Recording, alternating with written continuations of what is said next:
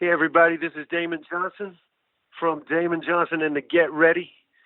You were listening to my boys on Thunder Underground. Come on. Welcome to episode 295 of the Thunder Underground podcast.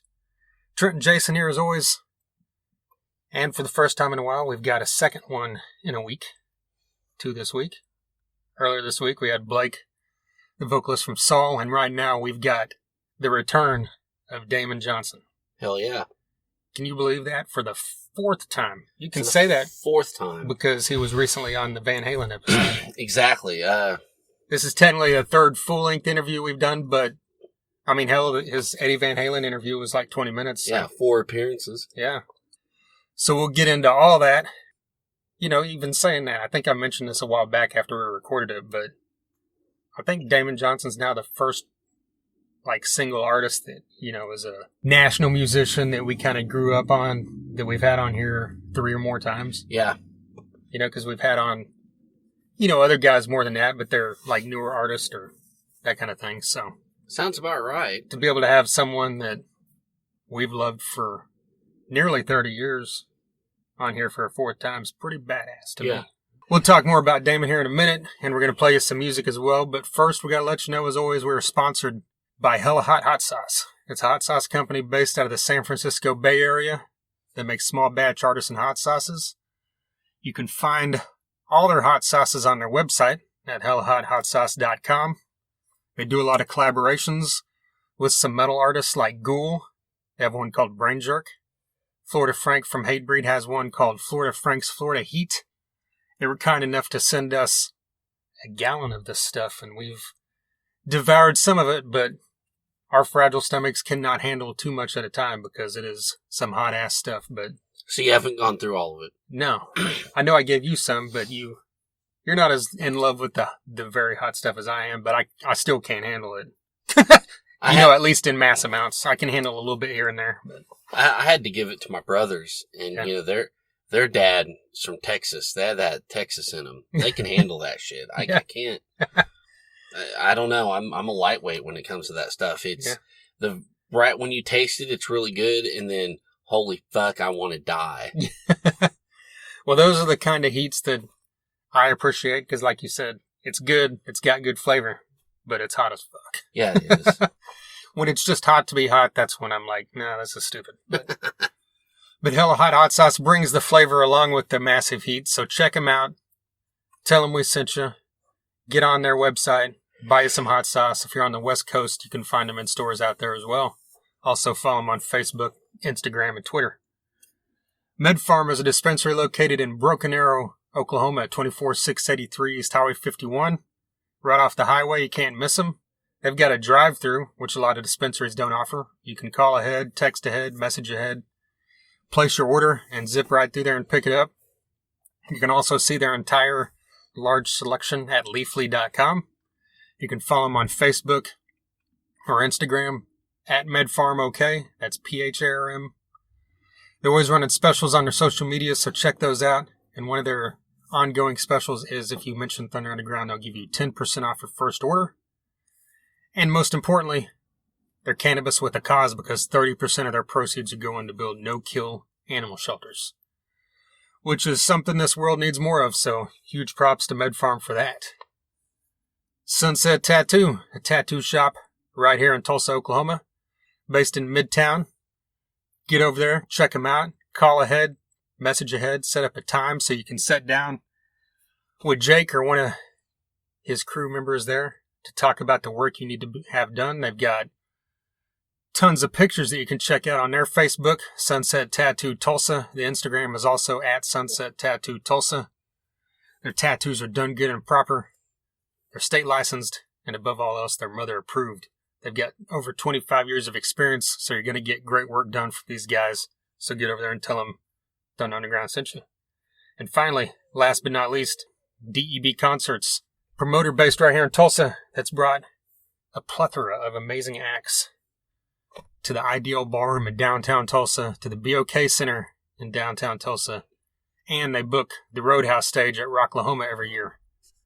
Coming up, December 12th, Lita Ford will be returning, but this time she will be acoustic. She'll have Patrick Kennison in tow with her. They'll be putting on an acoustic set, so something different there for y'all. That show will be opened by Palandria, who is also fully acoustic for that show. It will be hosted by the one and only Eddie Trunk. So you can get out there, meet Eddie Trunk, see Lita Ford do a socially distanced acoustic show at the Ideal Ballroom. DEBconcerts.com for ticket info and to be kept up to date on any future announcements. And of course, we'll let you know here as well. You ready to play some music? Let's play a track by Top Dead Center.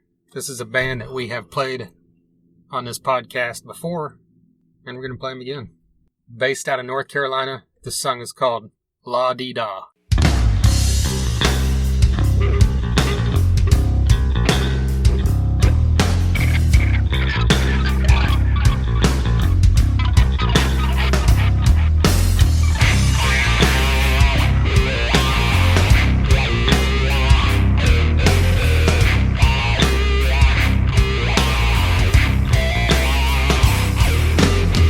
La-di-da, la-di-da-di-da, la-di-da.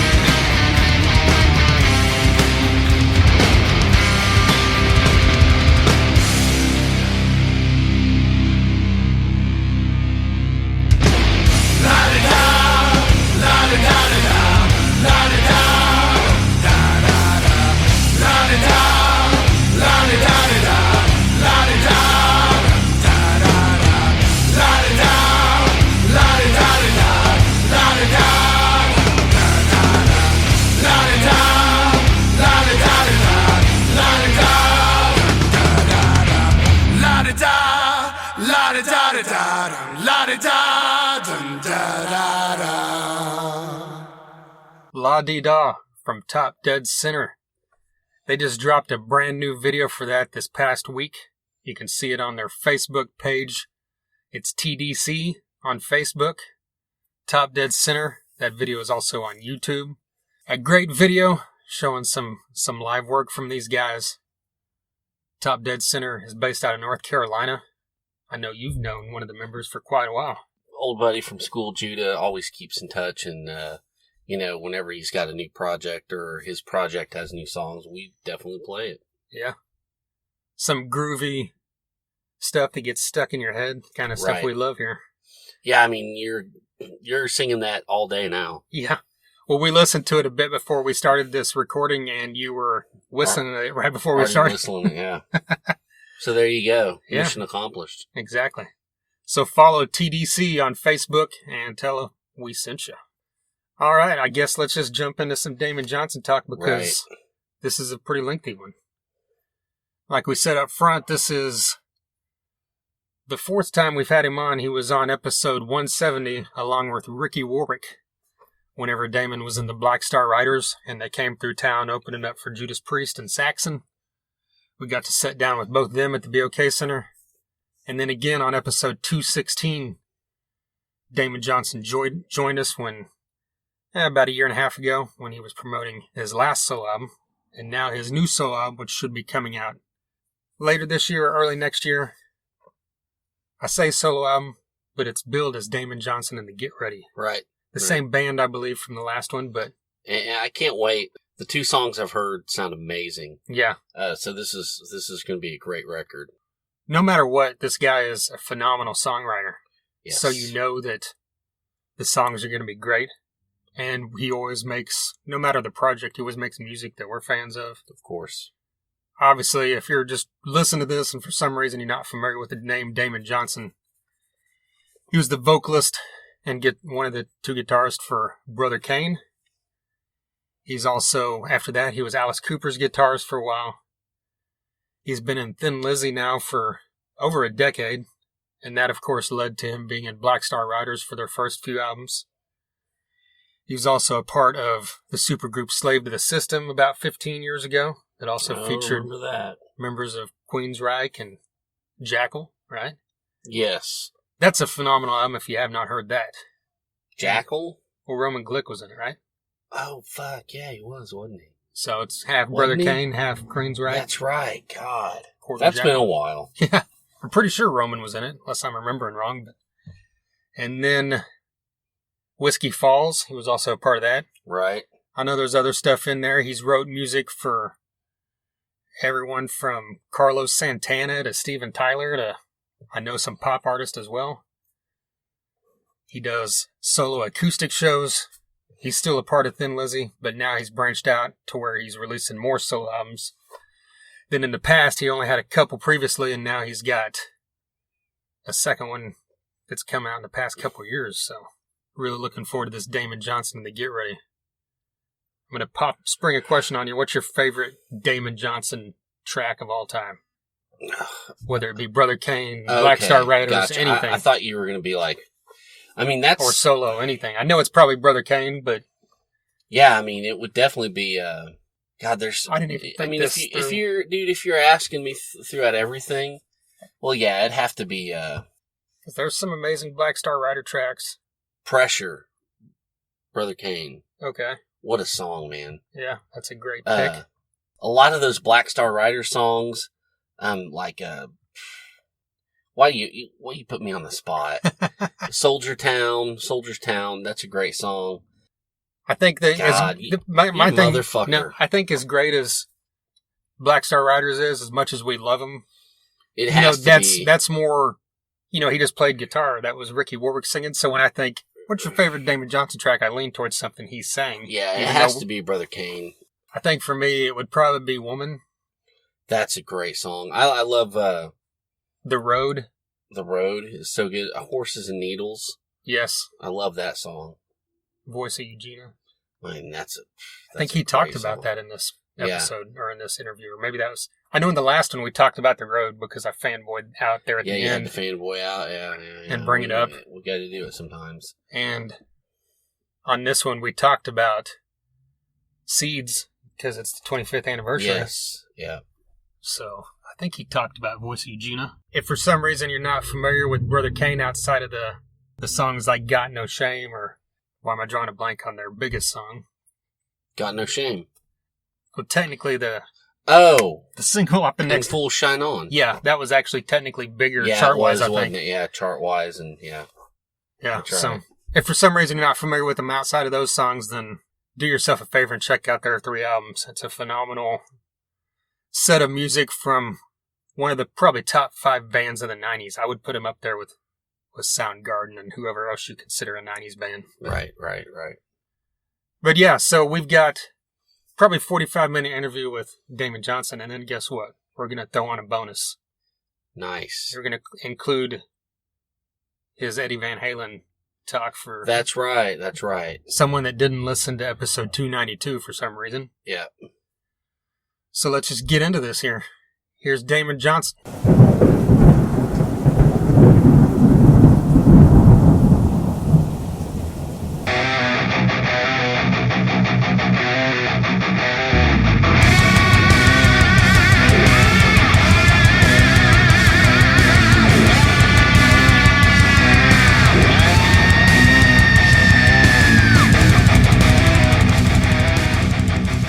I mean, Saxon Judas Priest, sorry. Okay. Yeah. Now, did we refresh my memory, guys? What city did you see that show in? Tulsa. Okay. Yeah. Man, that whole tour was it was a lot of fun, and it was a little bittersweet, because I kind of knew that was going to be my last proper date with the band. That's when I was starting to kind of make my move, and I love those guys, and I miss playing with them. We keep in touch. I texted with Scott Gorham today, and Ricky sent me a really nice text on Saturday after we did that, after the live stream and after the new single came out. So always makes me feel great, man, to hear from those guys. Yeah, I guess when you were texting with Scott and, of course, Ricky, did you get feedback from him did they both check out the live stream? Well, I know Ricky did. Scott heard the single. I think I had sent him that smart link, that's got all the different digital platforms, and he pulled that up and listened to it. I think it's like nails on the chalkboard for Scott to watch somebody else play Thin Lizzy songs.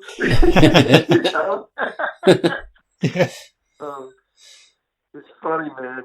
It's funny I'm talking to you guys today because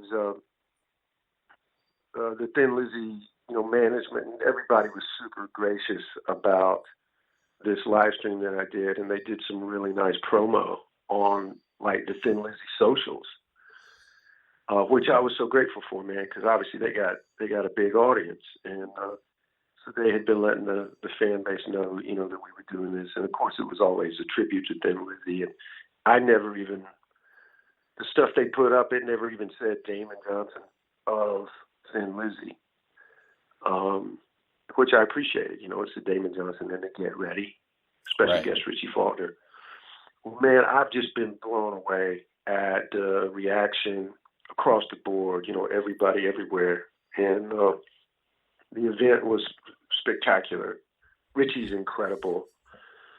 And so finally today, a buddy of mine said, "Hey man, you finally got some naysayers on the Thin Lizzy page." Yeah. I'm like, what are they saying? He's like, they're like, who does this guy think he is, charging a $10 ticket, play a bunch of songs he had nothing to do with? It just cracks me up, man. It's like you can't win them all. It's not possible to win them all. Everyone's a critic, But yeah, I guess it's like I become during football season. The NFL is kicked off, and we all become armchair quarterbacks, man, once the season starts. Yeah. Why would you run that play? What are you thinking? Why would you run a screen pass right now? Well, talk about how I was going to say, how did the idea with working with Richie on this come to be? Well, Richie and I, we've been friends for about a decade. We met when he was still playing with Steve Harris's daughter, Lauren, in her band. We did some dates together when they opened for Alice Cooper way back in 2006. So I was aware of Richie, but I had no idea, man, the level of player that he really was. So honestly, guys, I didn't lay eyes on him again until October of 2011 when I had just joined Thin Lizzy. And the first tour dates we did was supporting Judas Priest in North America. So I've told the story several times over the last couple of weeks, but I was in catering, and Richie came walking over the table. "Hey, mate, how you doing?" And I was like, "What the hell are you doing here?" He's like, "Oh, I'm the new guitar player in Judas Priest." It was hilarious, man.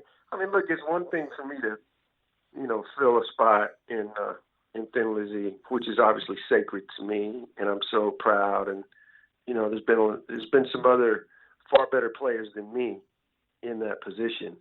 But man, to take KK Downing's place in Judas Priest, come on, that's monumental. That's monumental. And right. I just clearly, man, and I know you guys know as well as me that they couldn't have picked a better person anywhere on the planet. He's so good. Yeah. How long did you guys rehearse together for this and to work all the parts out? Well, the way we did it, again, we're following protocol here, health and safety. And for the most part, all of us have kind of been quarantined at home, with our families. Obviously, we haven't been able to go out and do any concerts. I got together with my trio, with Jared and Robbie. We had a couple of run-throughs of the songs. All of this was new material for them. They were very familiar with the songs, but they'd never really played them. So I wanted to kind of help them get a handle on the arrangements before I brought Richie in. So I got together with Richie twice, just the two of us, one-on-one, and I went out to his house, and so that was great. And I got to tell you guys, he's been playing those songs for a long time. Being a kid in Great Britain, growing up playing wherever, clubs and parties and jams or whatever, they're always playing Thin Lizzy songs. So I was knocked out that he had such a tremendous handle on the songs. And I could just tell right away. I knew it was going to be special anyway, but Richie does a very difficult thing, which is he stays true to the spirit of the parts and even the solos that the original guys played, while always bringing his own style to it. And I'm so kind of in awe of that. It's inspiring. I'm certainly a talented player, and I'm certainly professional. I've been playing, for decades. But I don't know that I'm a stylist, I think you could put Richie on a lineup, of like 30 other players, and he could rip a solo. And I'm telling you, I could tell it's him. I could pick his playing out from 30 other people. I think that's special. I think that's something that we all strive for and we'd all hope to achieve. And for him to have achieved it at such a young age, man, he's barely 40. It's pretty impressive. Yeah, and and even the work he did on, the recent Judas Priest album is the best work they've done since Painkiller, in my opinion. I couldn't agree with you more. I could not agree with you more, brother. And the fans feel that way too. We saw that in 2018 when we did the dates with them, and it's exciting, man, when there's a classic band like that. Really one of the forebears of the whole heavy metal genre. For them to be so on fire like that, and Rob is singing great, the band sounds great. I certainly believe Richie is responsible for some of that rejuvenation, no doubt about it. We heard the Battle Lessons, song came out the other day, and then we got the chance to hear Can't Clap Any Louder as well. Talk about what fans can expect from this album?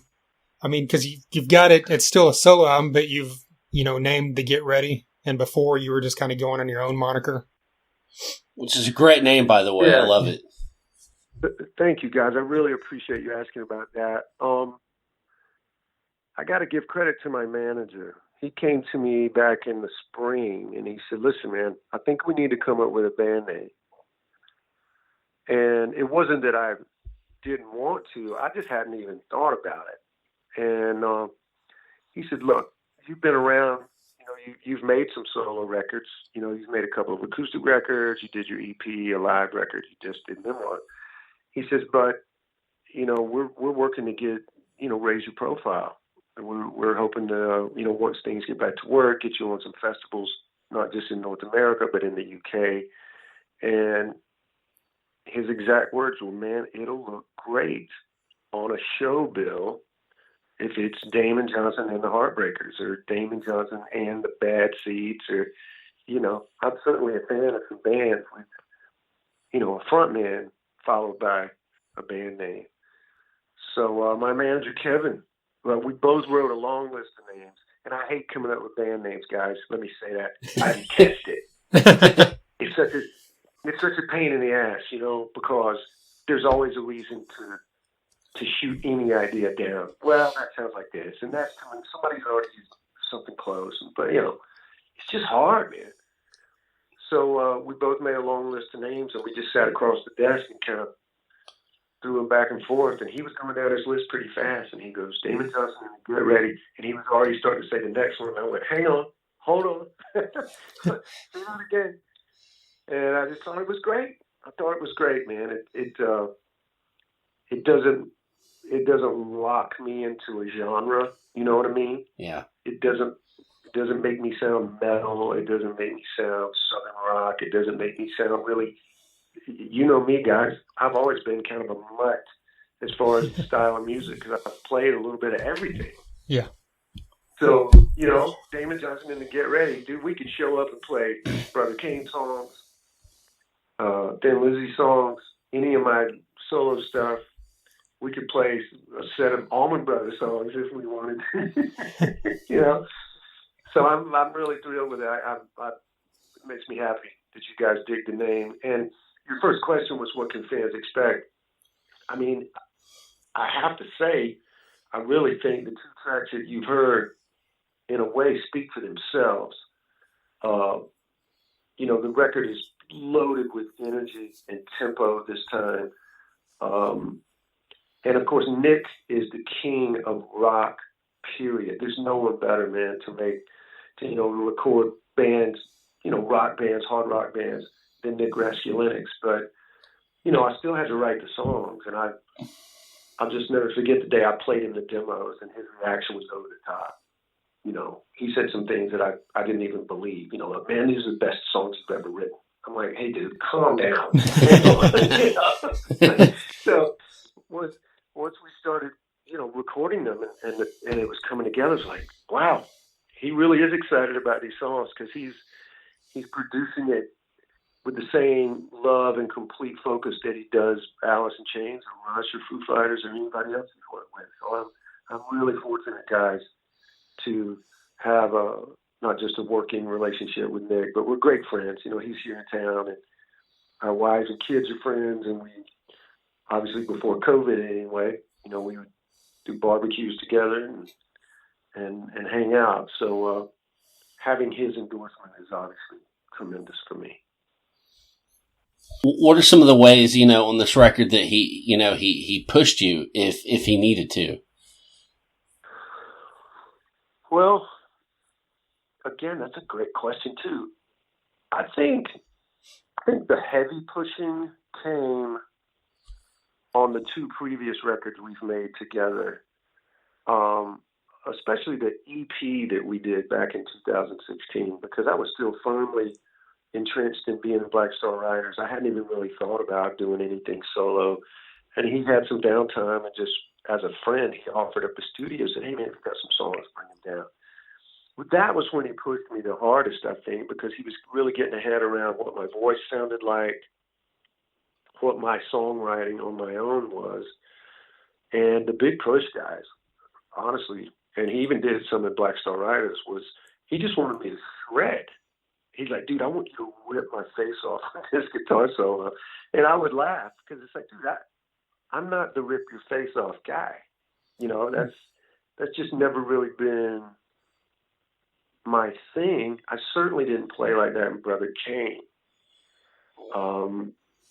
So, you know, I'm like, bro, I can't play like that. He goes, bullshit, you can't. He goes, I just heard you over there warming up, man. You were playing some shit that sounded like, you know, Michael Schenker.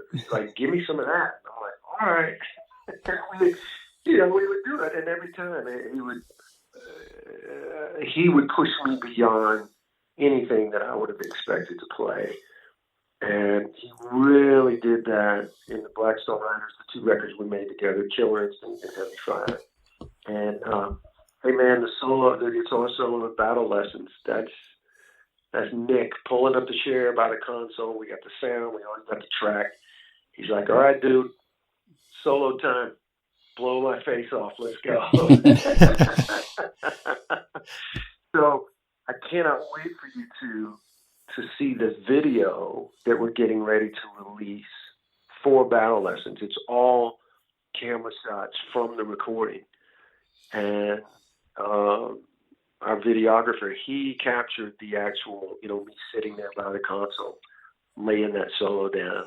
And, you know, it's a great moment in the video. And just, man, it's just energy, you know, just tempo. We did a lot of great support slots last year, opening for the Winery Dogs. We opened for Clutch, who I love so much, back in December. And then we did the run with UFO in February. Legends.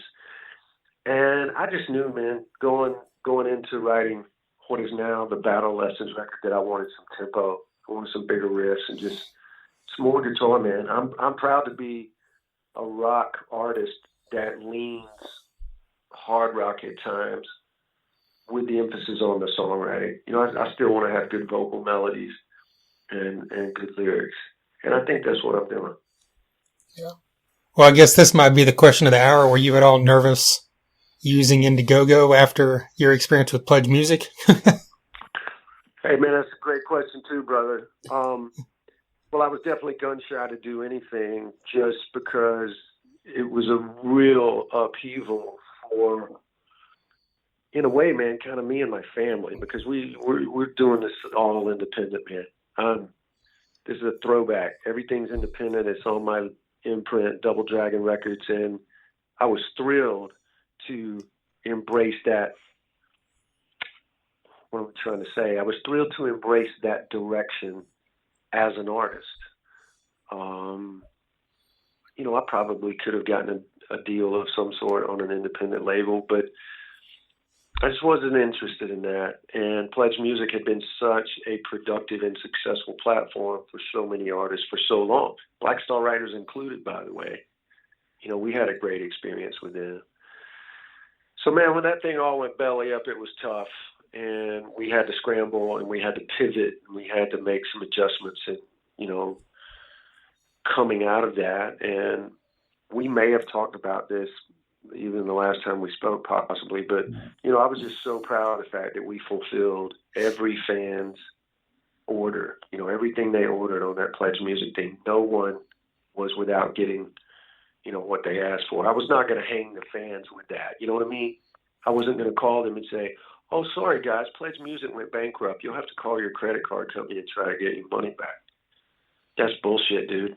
Yeah, they wouldn't have dropped that money in the first place. And even though the company went belly up, I still had all the information, you know, the addresses and people's names and emails. So we just let everybody know, hey, be patient with us. We're going to figure this out. So it was a real source of pride for me and my wife, you know, that we filled every order, man. So still, I was anxious when we thought about doing it again. But I have a great friend here in town that he was super helpful with Pledge Music. And he said, listen, dude, let's take a look at these people. He goes, I've done campaigns for some other artists, and it's been up and up across the board because they're not strictly music oriented. Indiegogo has filmmakers, book writers, painters, designers, inventors. I could go on and on. And, you know, they've been around for as long as Pledge Music as well. So because of the pandemic, as you guys may have seen, we had to launch the campaign in 2 phases. So we did phase 1 back in February. We kind of shut that down in April so we could figure out what we were going to do next. Well, man, Indiegogo paid straight away. You know, whatever money we had raised at that point, they didn't blink, man. They wrote a check. I had it 2 days later. So, ironically, phase 2 ends tomorrow, and I fully expect, you know, to get another check from them. And you know, man, I got all my people in position ready to go. I got the publicist ready. I got a radio person ready. I've got the vinyl and CD manufacturing, which is going to take a little longer because we still have 3 songs to record. Again, thanks to the coronavirus. So that, I guess that's kind of the communication I'll be doing with my fans this time. Is just, you know, giving them updates as to when the vinyl and the CD will be coming. It'll take a little while longer. Are you going to wait until you have the physical product to release it digitally, or are you going to release it digitally first?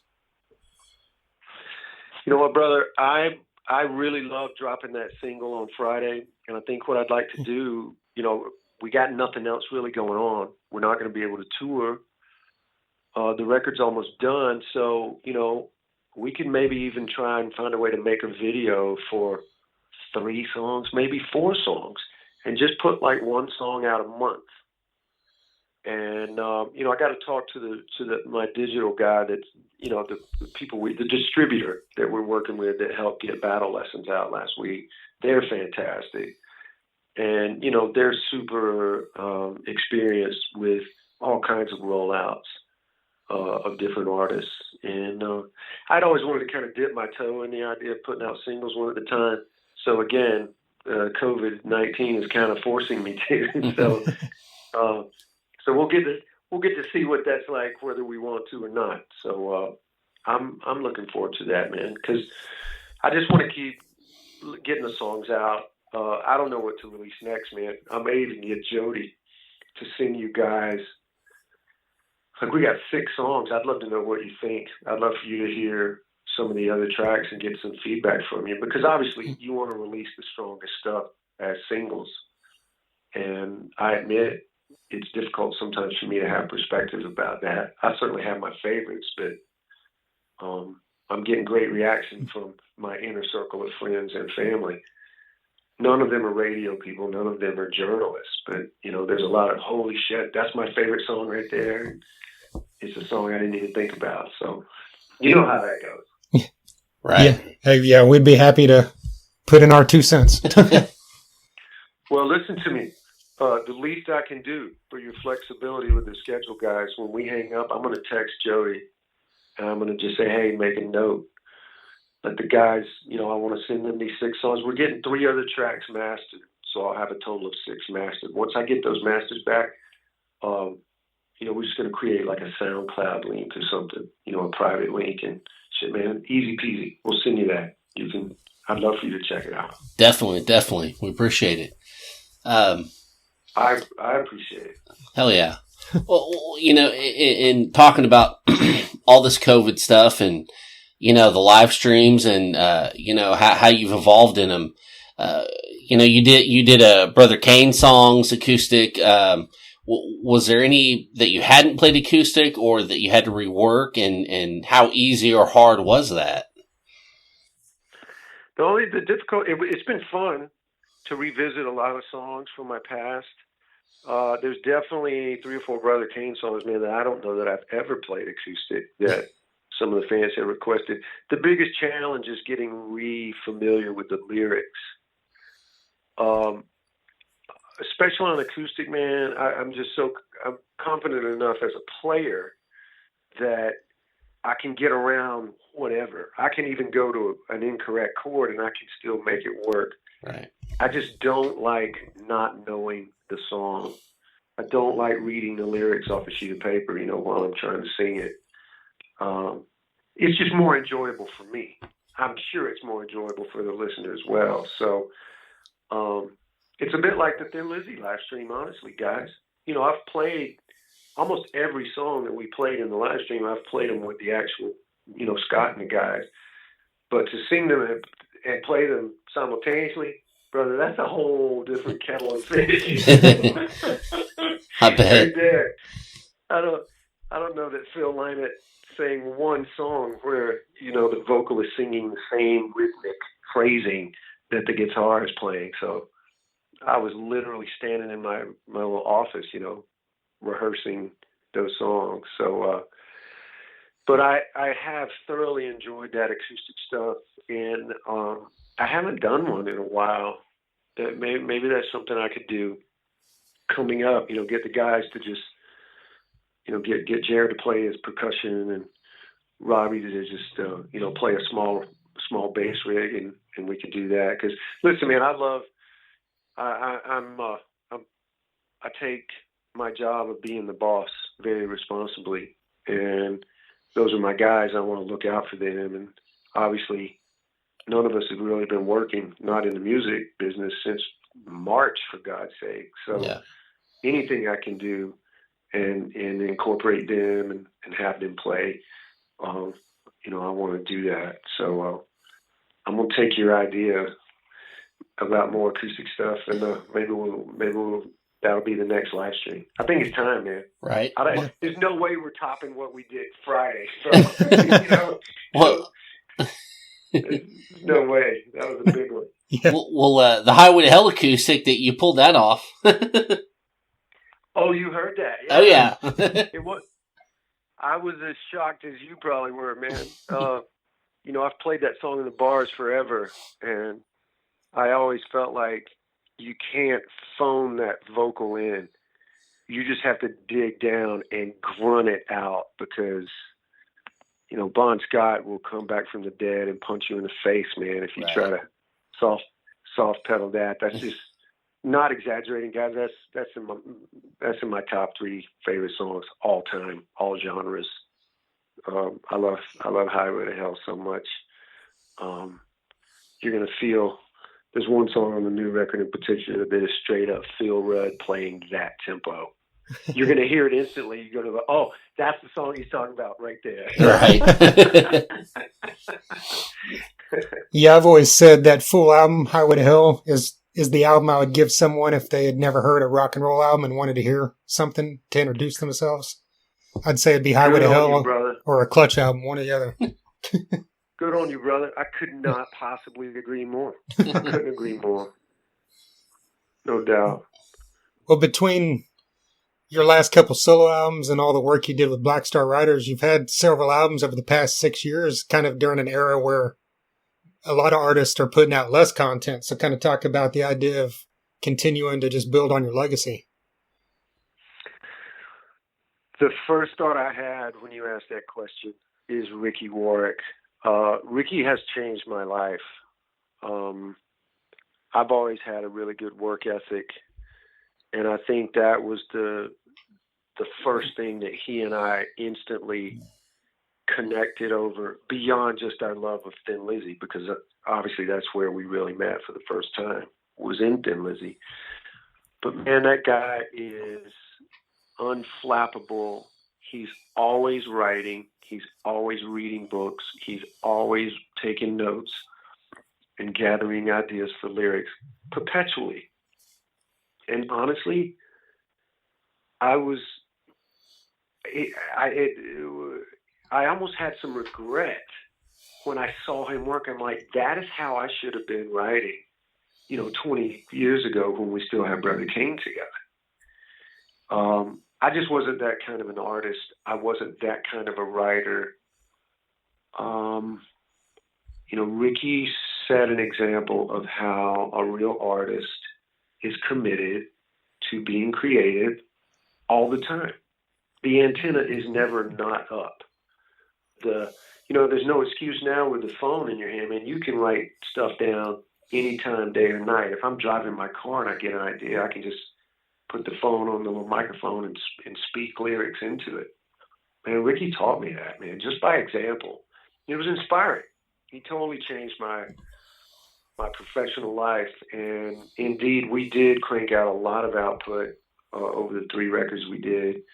And man, there's so many other songs that we wrote that, god damn, they're good. Like I hope there's a way they can see the light of day somehow. I'll have to ask them about that sometime. But more so the new record than even Memoirs. Memoirs it kind of had a theme to it. I had some stories that I really wanted to tell. That was a different kind of a writing experience. But the new album, Battle Lessons, man, is me just being very workmanlike about being a songwriter, being an artist. And I was really proud of that. And I thought of Ricky often. And, I still thank him often for kind of teaching me, just by example, how to be better at it, And there's a lot of artists I follow too, man. I'm a big fan of the Americana artist Jason Isbell. Yeah. Jason's incredible. His lyric writing is incredible. And, I've just read about his method, and he talked about how one of his gifts is he has the ability to stay in a room with his guitar and a pen and paper for hours and hours and hours and not get bored. And I used to think that was a gift. And he's basically saying it's not a gift, it's a choice.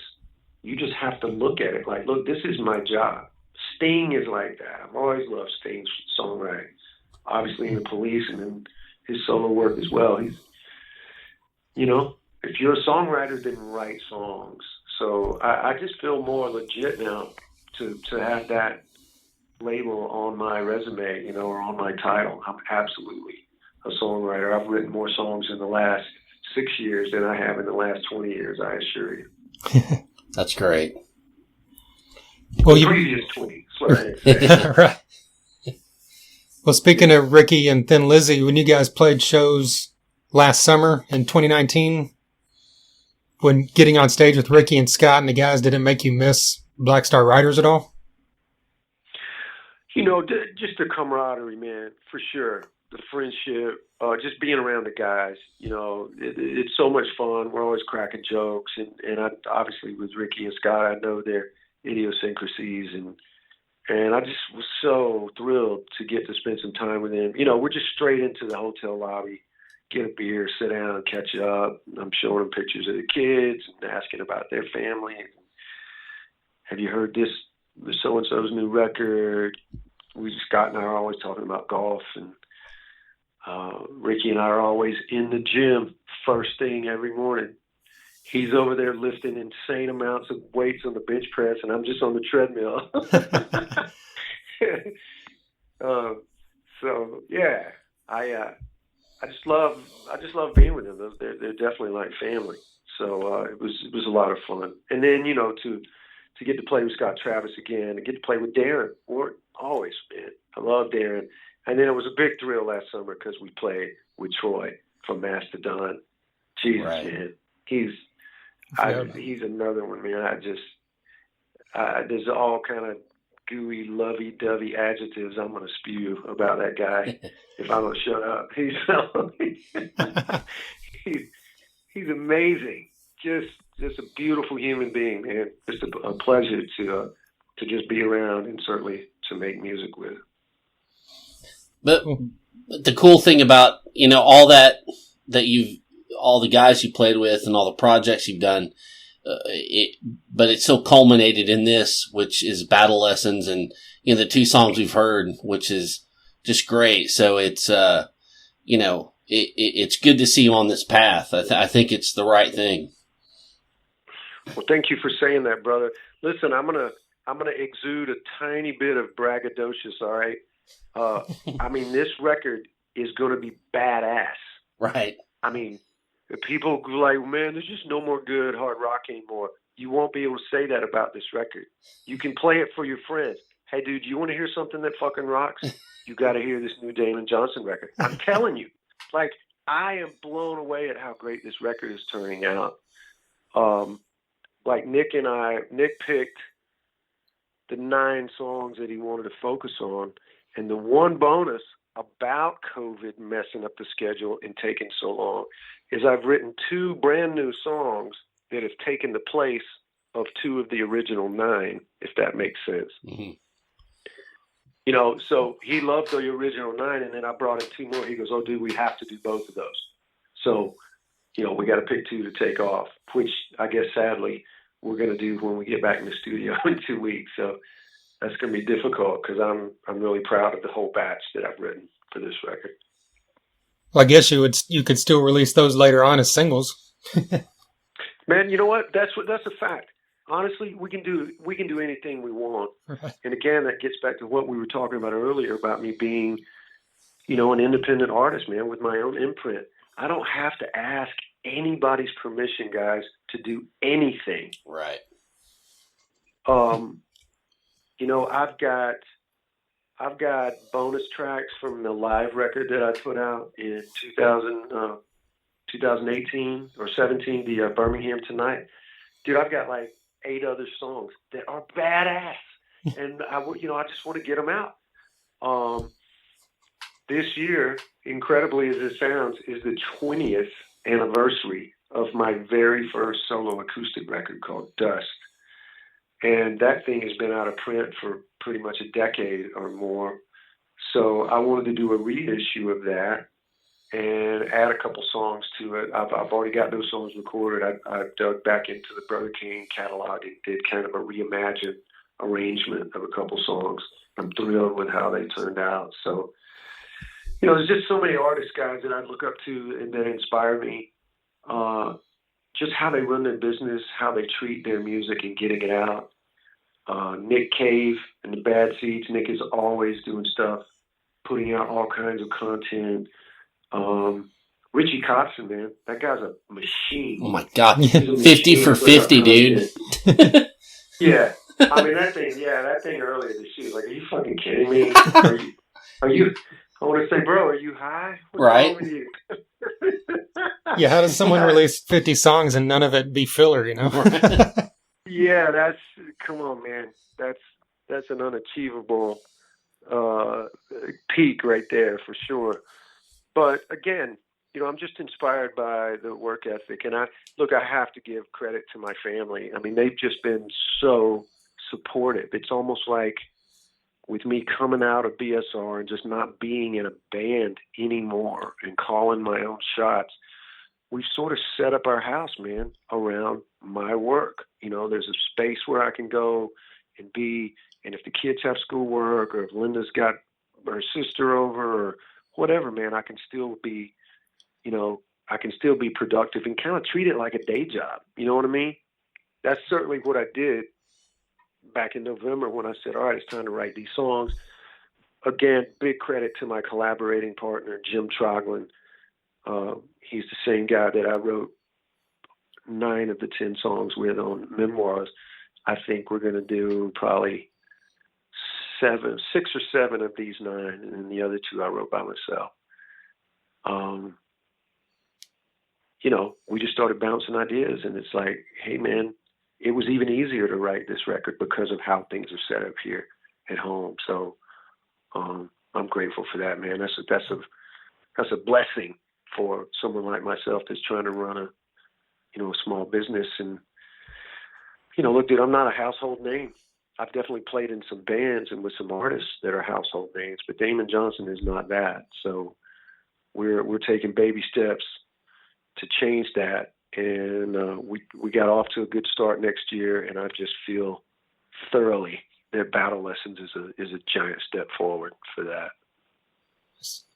Well, kind of looking back for a minute, this year is the 25th anniversary of Seeds, and I know you've revisited a lot of that stuff during the live streams. Like, kind of looking back, like, do you have, like, what are your memories of recording that album?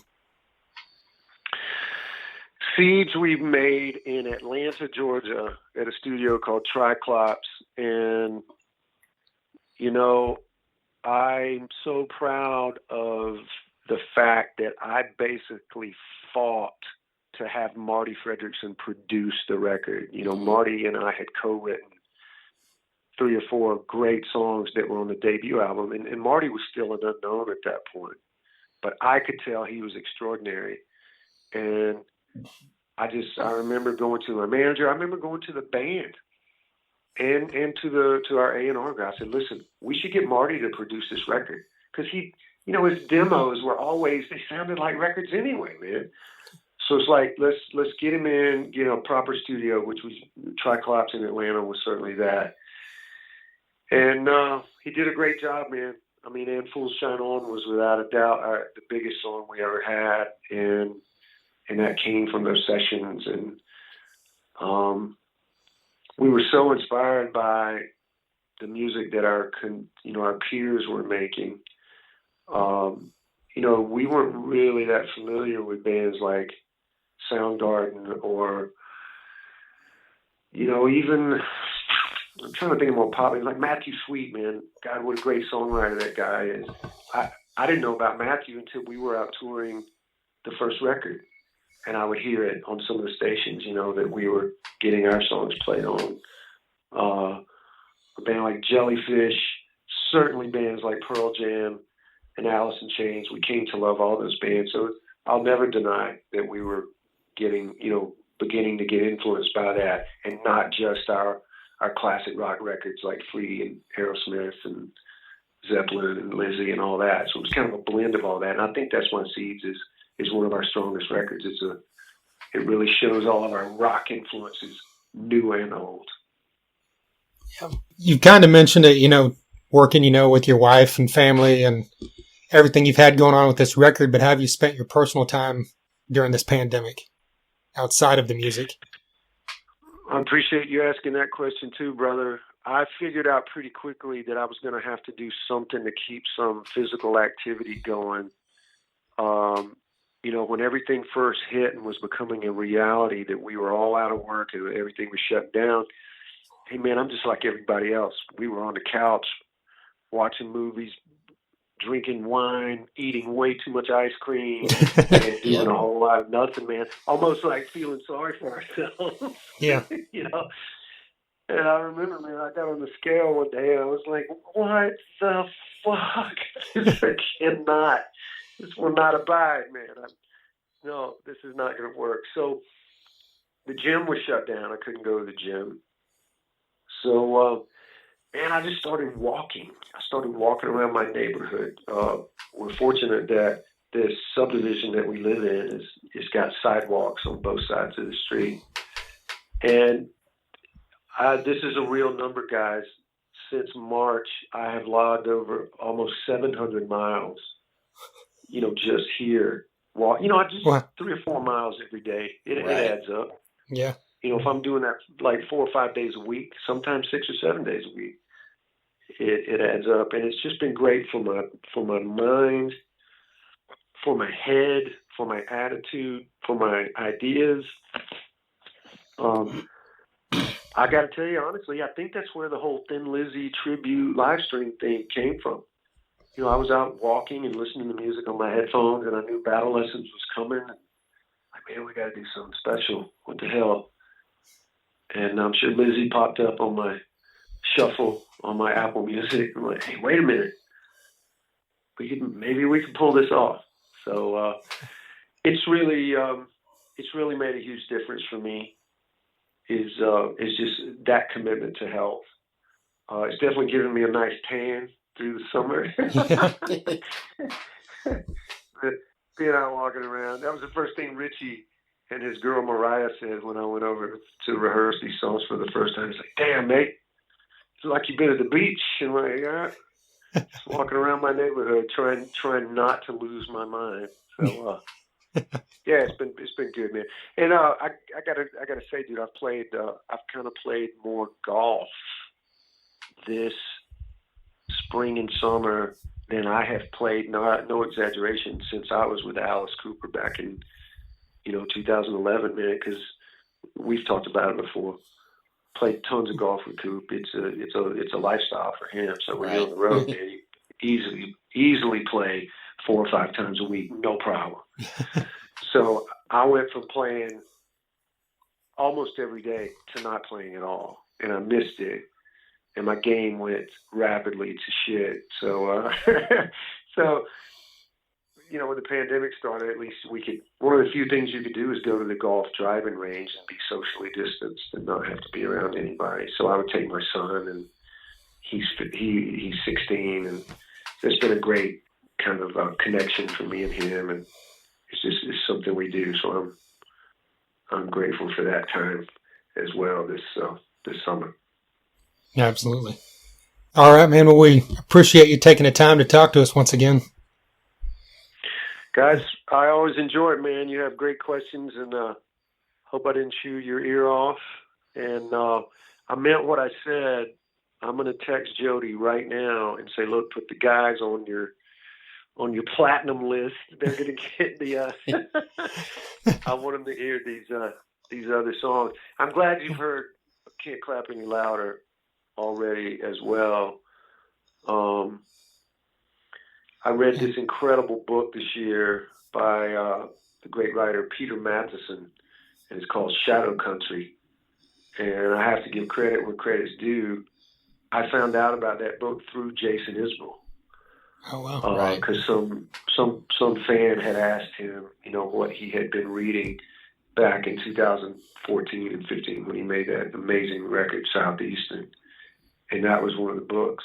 So I just ordered a used copy of it off of Amazon, and the motherfucker was 950 pages, man. God.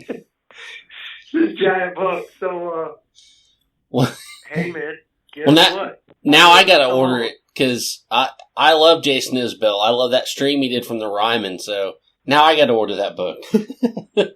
Well, listen, brother, it's an incredible, incredible story. It's rooted right at the turn of the 20th century, back in South Florida, down near Naples, and basically when that was still getting settled, and there was still Native Americans, there and trying to maintain some of that land, and hustlers and gamblers and no good cats, and it's an incredible story. E.J. Watson is the main character, and he was a badass, man. And so to that point, I wrote a song inspired by some passages in that book, and it's not a song that has an obvious chorus like Can't Clap Any Louder does, or a song like that.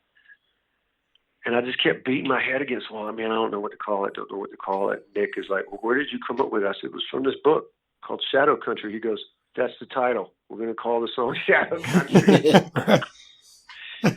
So that will be one of the 6 songs, and you might as well just play it first, because it's going to be one of your favorites. Right on. Right on. That's a badass song right there. It's a badass track, guys. I'm almost in shock that I came up with the ideas musically of the arrangement. It takes some left turns, and the band plays their balls off on the song, man. I can't wait for you guys to hear it. Yeah, I can't wait either. All right. Right on, man. Guys, my pleasure. Listen, continued success to you. Thanks for all the support, man. Now more than ever. Absolutely. Definitely. Thank you. Yeah, man, it's always a pleasure.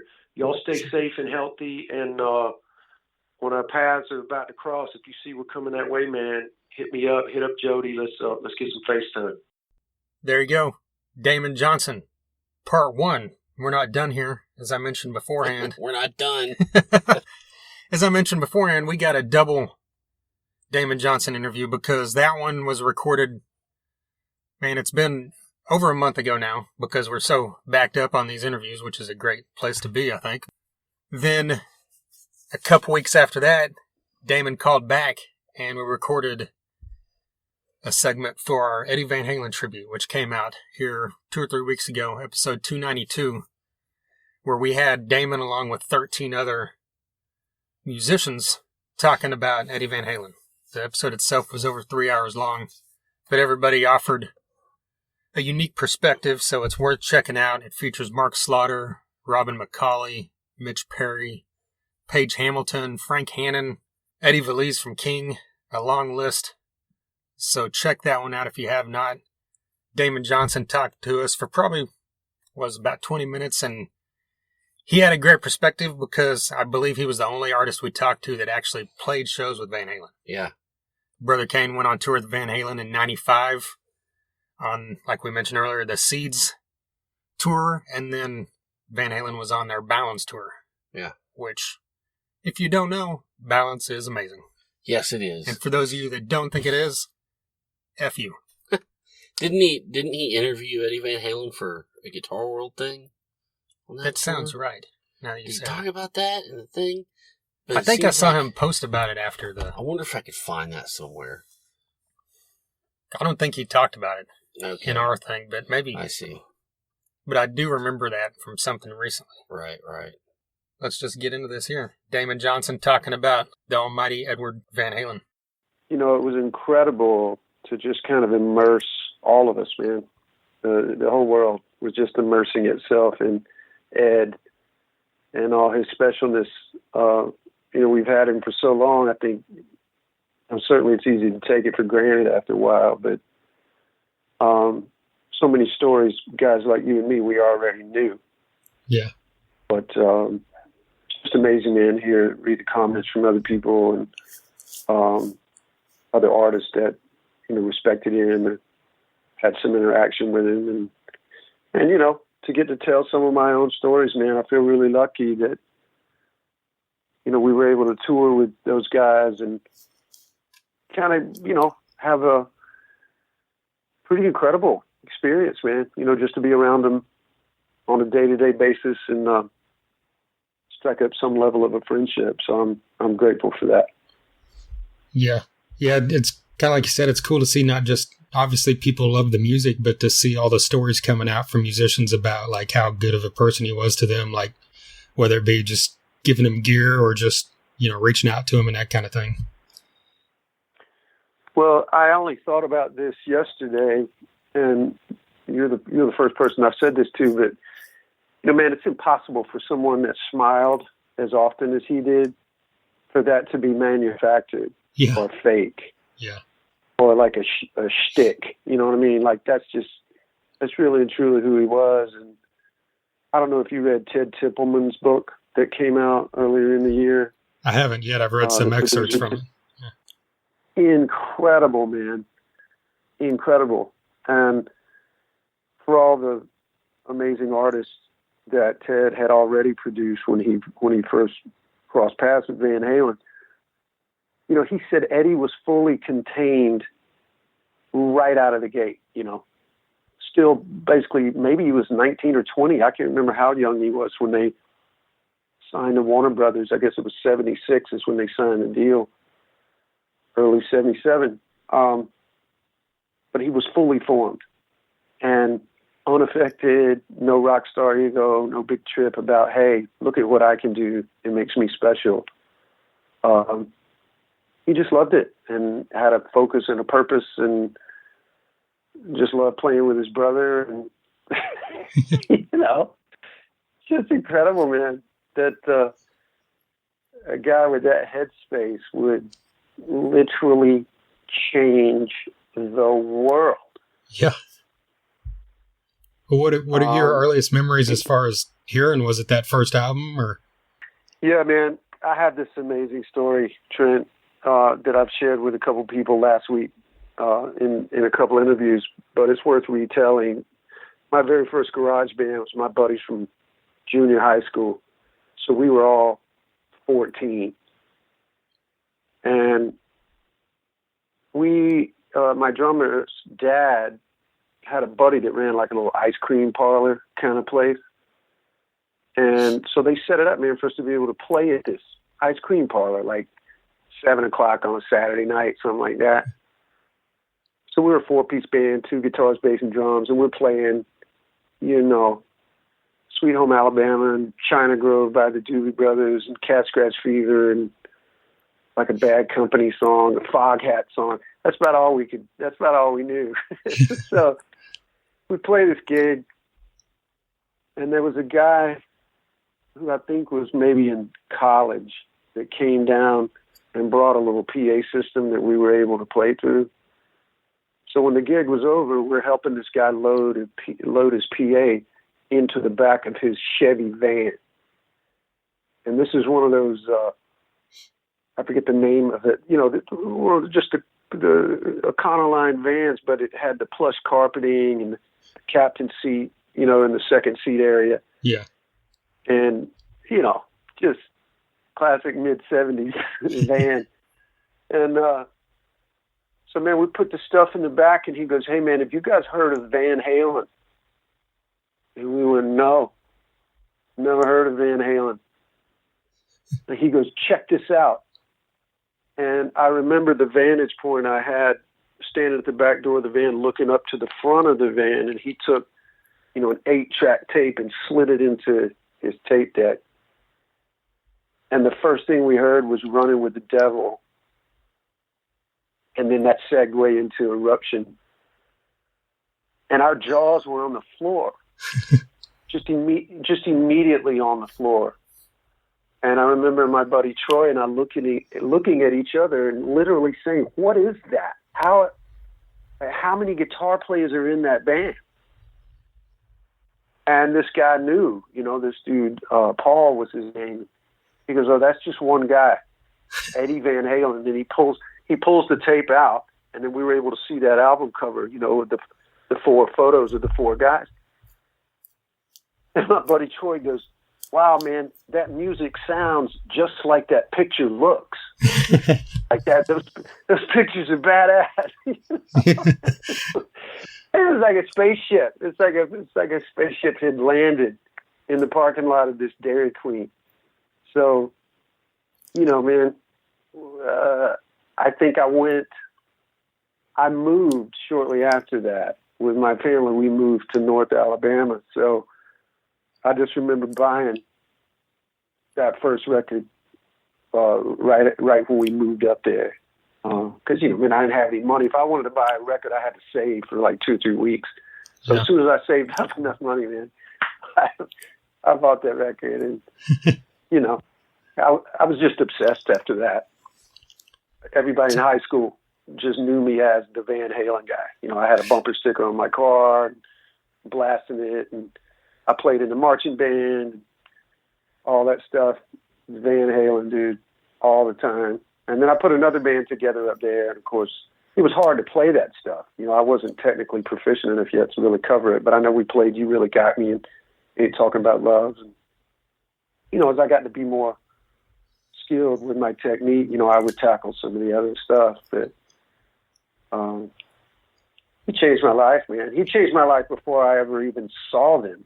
And then once I saw them live in concert, it was the Women and Children First Tour, 1980. It was over for me, dude. It's easy to throw around these cliches, Trent. So forgive me if I sound like so many other people. It changed my life. It just changed my life. The energy, the show, Dave, Michael's harmonies, the light show, the way the amps look, Eddie just shoving it down our throats. It was almost abusive. It was like we got hit in the face with a Mack truck. And listen, man, I just, for all of the different genres that I've delved into in my career as a songwriter and as a band member, I like all kinds of music, man. But there's no question that the essence of the sound and the style of music that is just tattooed on my inner musical heart is hard rock. And, it's all because of Ed. It's like the stuff that moved me during that period of time was specifically the bands that had power and, tempo and energy. And so, roll the clock forward, you can imagine what a thrill it was for me and the guys in Brother Kane to get to do some dates with Van Halen in 1995. And, I got to tell him some of this stuff to his face. So it was incredible. Yeah, we've talked to, quite a few people that have, been around for 30, 40 years in the business. And you're the first person I've talked to that's actually played shows with Van Halen. So besides just that being a great experience, what did you pick up from seeing him live every night that you still take with you to this day? Well, that was a unique period of time for Eddie because Eddie was sober you know, we all know that Eddie has struggled through his life with alcohol, and he was completely sober that entire tour, and it was hard for him. And he shared that with me. You know, he would talk about how it's frustrating to go back to the hotel or get on the plane, and you know, the other guys are still drinking, as you do. You know, end of the show, you crack a beer, you have a cocktail, and he goes, "Man, it's torture for me. It's hard."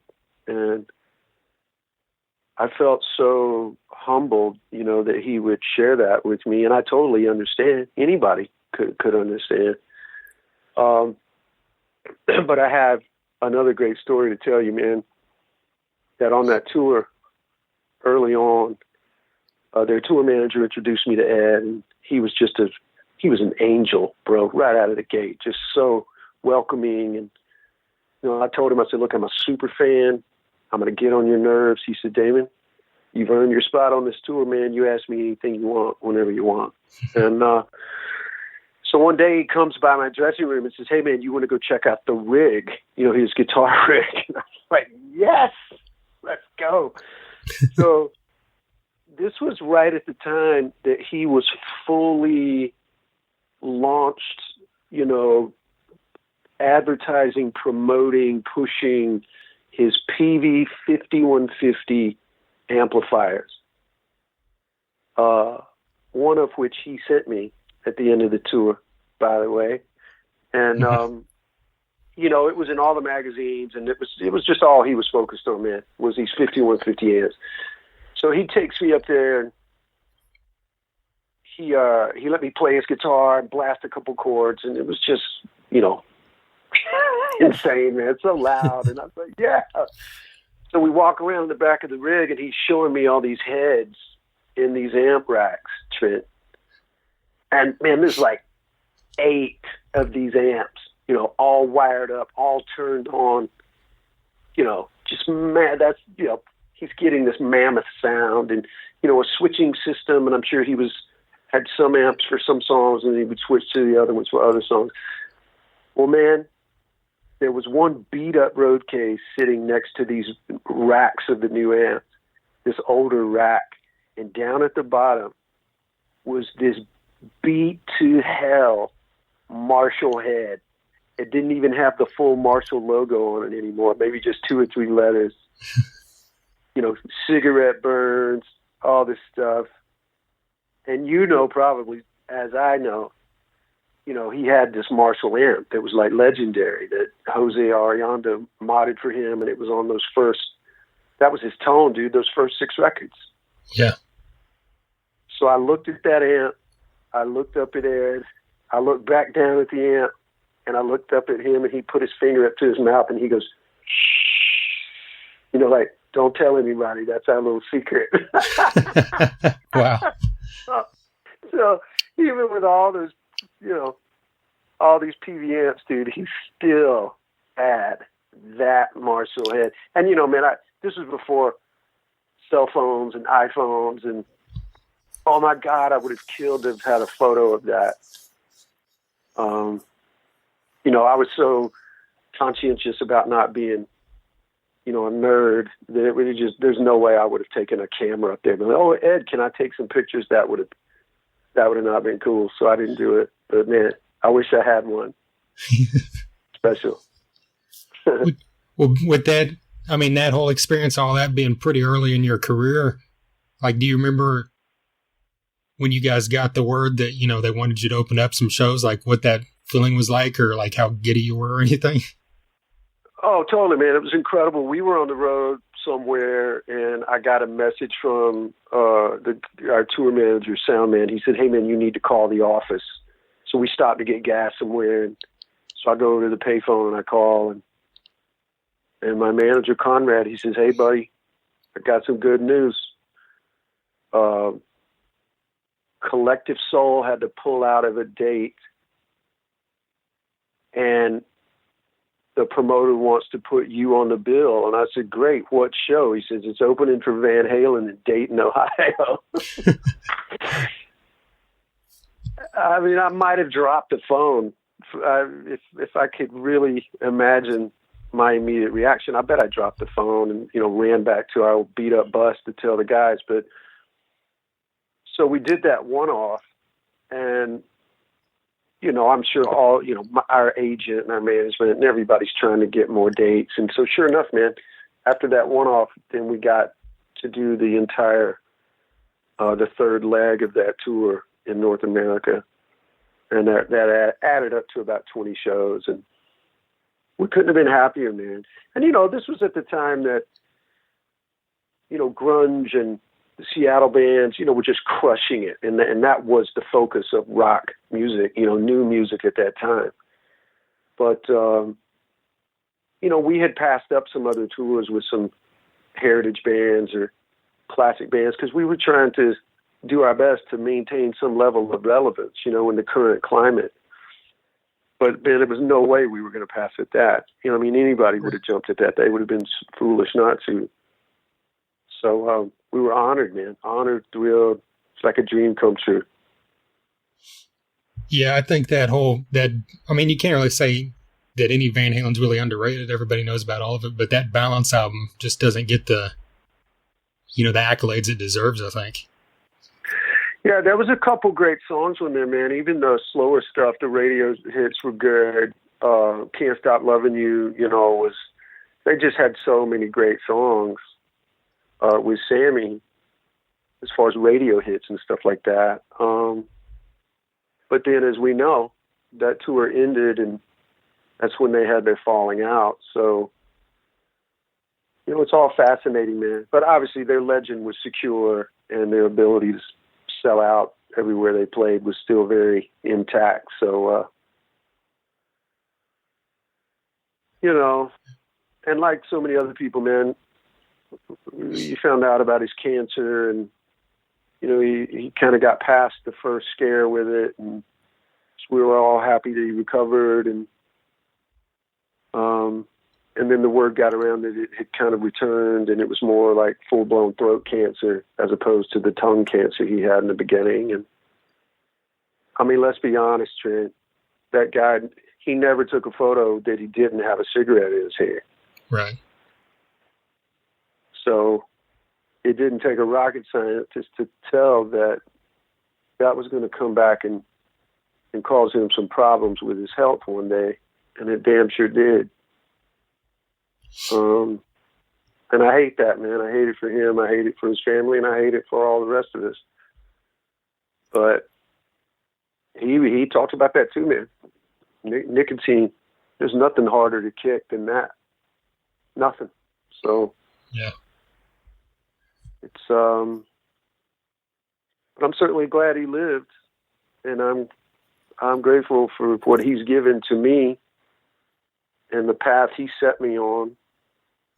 And I still don't know how I was able to come from such rural beginnings to be able to be a full-time musician at all, much less, get to do the things that I've been able to experience in the last 30 years, man. So, but he was the guiding force. He was the thing, and it's just extra special, that he was this innovator. Ted Templeman said it himself. He said, Ed is like in this hierarchy of great American artists of all time that is very small group. For instance, Charlie Parker, what he did for the saxophone, Art Tatum, what he did for the piano, Eddie Van Halen and the guitar. Totally. He's in that hallowed ground, of innovators, and just changed the world. Changed the world. Yeah. Yeah, I don't even know if there's anybody still living that is important to rock music besides maybe Paul McCartney. I think that's a pretty good analogy, man. Had that kind of impact. I guess in a way, Van Halen was our Beatles. Yeah. It had, that's the only thing to compare it to that had that kind of seismic shift. How many thousands of bands came out after Van Halen that had, some big-haired, chest out lead singer jumping around like Tarzan, and then a guitar player playing 1,000 notes a minute. Right. You know, and hey, some of them were pretty good. Some of those singers were pretty good, and some of those guitar players were pretty good, but none of them could touch Van Halen, man. So I would always laugh when people would talk to Eddie about that in interviews, and I'm like, hey, man, how does it feel? Are you proud? You were the fathers of the hair bands and the butt rock bands. He'd be like, fuck that, dude. That wasn't my fault. I was trying to write good songs. Yeah. Right on, man. Well, I think that'll work for what we're doing for this episode. I really appreciate you taking the time. Of course, Trent. It's always a pleasure, buddy. And thank you guys for doing this episode. And listen, we're going to be celebrating this guy for decades to come. Yes. So it's always my pleasure to talk about him. And thanks for letting me be a part of it, man. Good luck to you guys. There you go. Damon Johnson, the second part of our Damon Johnson extravaganza. A huge thank you to Jody Best for her continued support of this podcast, for not only getting Damon on here for a third and fourth time, but for her help with that Van Halen episode. Oh, yeah. Like I said, we had 14 guests on there, and I believe 5 of them were thanks to her. So once again, that was episode 292, which featured what you just heard from Damon, along with 13 other people talking about it. Well, 15 if you count me and Jason talking about Eddie Van Halen. So check that one out. And like I said earlier, check out episode 170, Damon with Ricky Warwick, and 216, Damon's last stop on here as well. So huge thanks to Damon for all the time he spent talking to us. We are beyond honored. Is that correct? Oh, man. Big time. No need to say yes. Yeah. I think people know by now that we're both fans. You already know. Yeah. All right. Well, by the time this comes out, hopefully there's not a civil war. That's all we're going to say about this week. Yeah, no doubt. If this is your first time listening, we greatly appreciate it. We've had members of Tesla, Guns N' Roses, Kiss. Glenn Hughes has been on this podcast. I love being able to say that. Right. Alex Skolnick of Testament. Eddie Valise of King has been on here twice now, thanks to that Van Halen episode. We've had on members of Shinedown, Warrant, Saving Abel, Megadeth, Death Angel, Shooter Jennings. A very long list. 294 previous episodes you can check out. Pretty much everywhere you can hear podcasts. Get on our website, thethunderunderground.com. You can listen there. You can see all our socials there as well, so click on them. If you don't already follow us on all those socials. At The Thunder Underground is our YouTube channel. Subscribe there. We just recently had a review of the new Alter Bridge EP, Walk the Sky 2.0, as well as a review of the new Saul album, Rise as Equals. So check both those out as well as everything else previously. All right, a huge thank you once again to Best Bet Promotions, Damon Johnson, Hella Hot Sauce, Med Farm, DB Concerts, and Sunset Tattoo. And until next time. Guys, I appreciate you being so flexible. I hope I haven't put you out with moving this interview around. Not at all. No, we'll let it slide this time. All right.